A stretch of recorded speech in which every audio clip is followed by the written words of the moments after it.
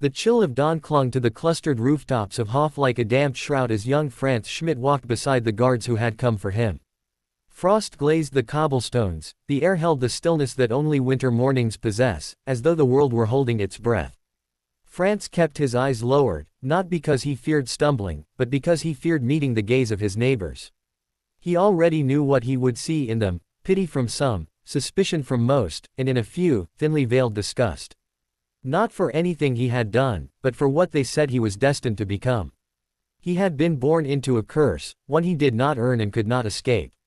Years before his birth, his father had been falsely implicated in a crime and forced to perform an execution as punishment. Such a stain, in medieval Germany, did not wash away. The mark of an executioner was hereditary. It descended upon the family like a shadow stretching across generations.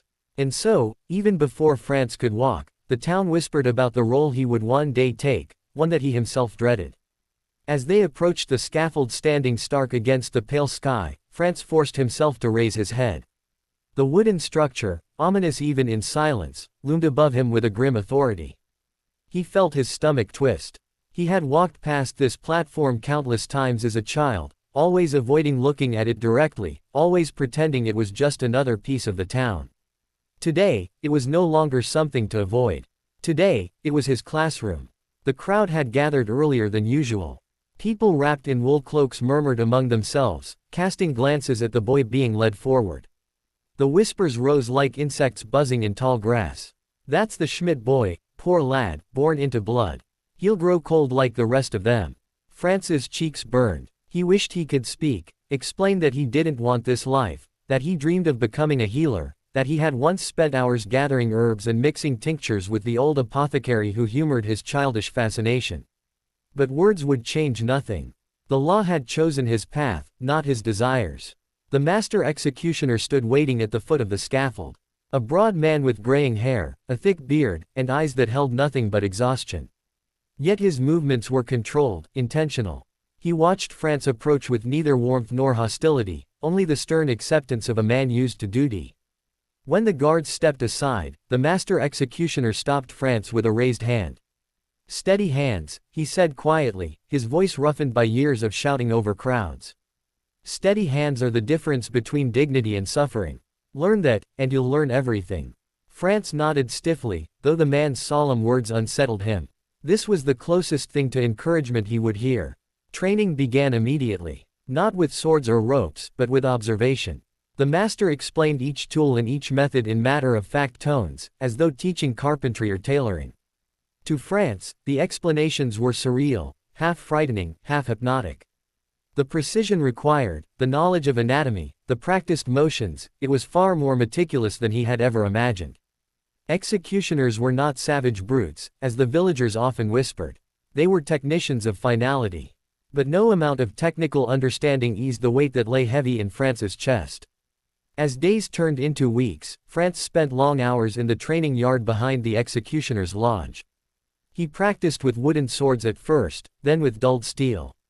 His arms ached. His back throbbed. The winter wind cut through his clothing. Yet he forced himself onward, drilling motion after motion until his hands no longer shook. The master watched silently, intervening only when Franz's form faltered. "Again," was the word he said most often. Franz repeated strokes until his muscles felt like fire and his breath came ragged. Sometimes he paused to stare at his palms, red and blistered. He would whisper to himself, "If I must do this, I must do it right. I will not be cruel." It became a mantra that soothed him through exhaustion and fear. But his training did not end with the sword.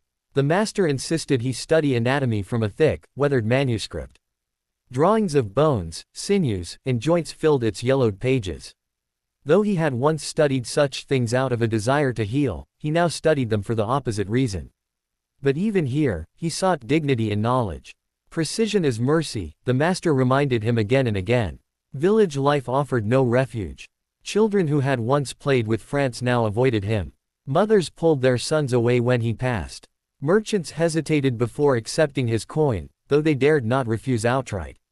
To them, he was neither child nor criminal, but something in between, necessary, feared, tainted. One afternoon, while practicing alone, Franz paused mid-swing as he heard soft footsteps. A girl his age lingered at the edge of the yard, clutching a basket. She looked at him with wide eyes, but not with fear, rather with curiosity. For a brief moment, France thought she might speak. But when he lowered his sword, she startled and scurried away, the basket bumping against her hip. France exhaled a long, quiet breath. Even kindness seemed afraid of him. Years passed in this strange half-life. His arms grew stronger. His swings grew straighter. His resolve hardened not into cruelty, but into a kind of grim professionalism. Though he still longed to heal, he accepted that his role was to deliver an ending, cleanly, swiftly, without spectacle. The day he completed his apprenticeship dawned gray and cold. The townspeople gathered once more. This time, the crowd felt different, not curious but expectant.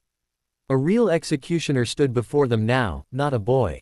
The condemned was a thief, trembling violently as he was led to the platform. France felt a knot tighten in his stomach. He approached the man quietly, speaking so only the prisoner could hear. "I will be quick. Look straight ahead." The man's frightened eyes met his. Something passed between them, fear, gratitude, resignation. France held the sword with steady hands. He felt the weight of duty settle on his shoulders like an iron mantle. When the moment came, it was swift, clean, final. The murmurs from the crowd blended into a low hum, though France heard none of it clearly. He only felt the immense stillness that followed, the kind that comes when fate has been carried out. That night, he returned to his small room inside the executioner's quarters. He lit a candle, dipped his quill, and opened a blank ledger. His hand did not shake as he wrote his first entry. "One man today. May God grant him peace." And thus began the life of Franz Schmidt, apprentice no more, but a man bound to a duty he never chose, performing it with a precision that would one day make him both feared and respected, the deadliest executioner in all of medieval Germany. By the time Franz Schmidt entered his middle years, he had become a figure whose presence could quiet an entire marketplace. His reputation had spread far beyond Nuremberg. Travelers spoke of him in taverns, magistrates praised his discipline, even criminals, when faced with judgment, sometimes asked if Schmidt himself would carry out their sentence, hoping for the clean, swift end he was known for. The man who had grown up shunned now carried a strange, heavy authority. Wherever he walked, on one biting autumn morning, he strode through the city gates with a slow, deliberate pace. His breath fogged before him in faint white clouds. The people of Nuremberg parted silently as he passed, forming a path without being asked.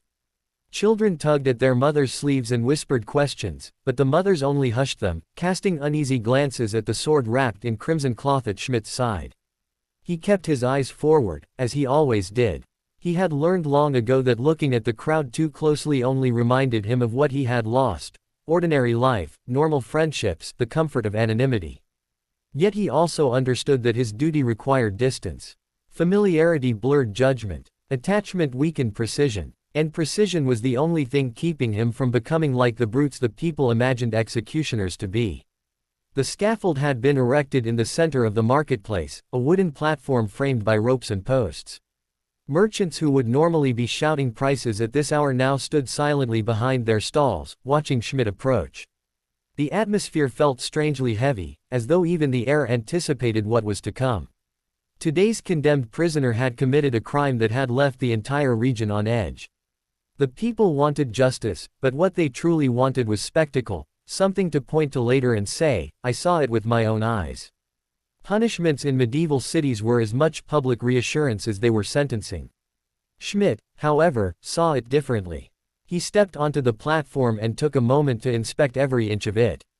He checked the stability of the wooden planks beneath his boots, tested the angle at which he would stand, and unwrapped his sword with meticulous care. The blade caught the early sunlight in a thin, bright line. Even through layers of cloth, Schmidt handled it with reverence. To him, it was not a weapon but an instrument of necessity, one that deserved respect because of what it represented. As he wiped the blade with a clean linen cloth, he sensed the crowd shifting. The guards were arriving with the condemned. Murmurs rippled across the square like wind moving through tall grass. Schmidt straightened, the linen still folded neatly in his hand.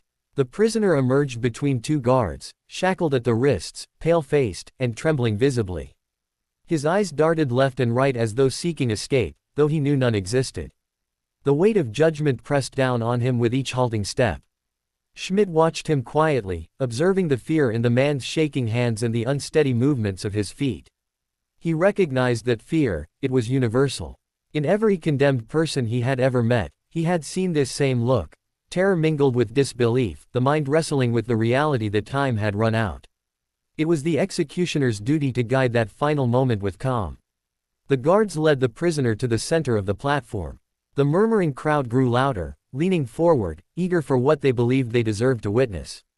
Schmidt lifted a hand, and surprisingly, the square fell silent again. People respected him enough to obey even an unspoken command. He stepped closer to the condemned and spoke in a quiet, steady tone that carried further than one would expect. "Look ahead," he instructed. "Do not be afraid. What remains will be swift." The prisoner swallowed hard, tears forming at the corners of his eyes. "Please, please make it quick," he whispered, voice cracking. "I don't want to suffer." Schmidt nodded, and that single motion seemed to ease the man's shaking. The executioner had a strange way of calming people in their final moments, not through promises of salvation, but through the unwavering confidence of someone who had performed this grim duty hundreds of times. He positioned the man carefully, adjusting his stance so the prisoner would not falter, correcting the angle so the sentence could be carried out cleanly and without error. To the crowd, these motions looked like cold efficiency. But to Schmidt, they were acts of mercy. Small, almost invisible gestures that ensured the end would not be drawn out or clumsy. The city magistrates stood to the side, hands clasped behind their backs, watching with satisfaction. They valued Schmidt not because he was feared, but because he was reliable, an anchor of order in a time when justice was often chaotic. When everything was in place, the marketplace stilled.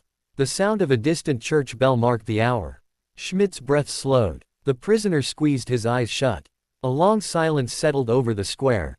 Then, with a single fluid motion, Schmidt completed the task. A clean strike, precise and practiced, executed with the solemnity of a ritual. The crowd reacted instantly, some gasped, others muttered in subdued satisfaction, a few turned away. Yet even they could not deny the efficiency. Schmidt stepped back, maintaining his steady breathing, and covered the blade once more in the crimson cloth. He whispered a small prayer under his breath, not for himself, but for the man whose life had ended. His expression did not change, though a familiar weight settled in his chest. No matter how many years passed, he never grew numb to the finality of death. As he descended the scaffold, he noticed movement near one of the wooden posts. A boy, no older than 10, was staring at him with wide, unblinking eyes. Fear, awe, confusion, all mixed together. Schmidt felt an unexpected jolt of recognition. He had once stared like that at an executioner, back when he was still dreaming of healing herbs and simple days. He walked past the boy without breaking stride, but the image stayed with him. Later that evening, in the quiet of his chamber, he recorded the events of the day in his diary. The room was lit by a single candle, shadows flickered across the parchment as he wrote in clean, deliberate strokes. Judged by the court, dispatched swiftly. May the Lord receive him. He closed the diary gently, extinguished the candle, and sat in the darkness for a long moment, listening to nothing but the faint beating of his own heart. Franz Schmidt, the most precise executioner of his age, had ended hundreds of lives with a steady hand. Yet every one of those lives left a subtle mark inside him, as though each execution carved a small notch on his spirit. And though he never admitted it aloud, he sometimes wondered whether he was carrying out justice, or simply bearing the unbearable so others would not have to.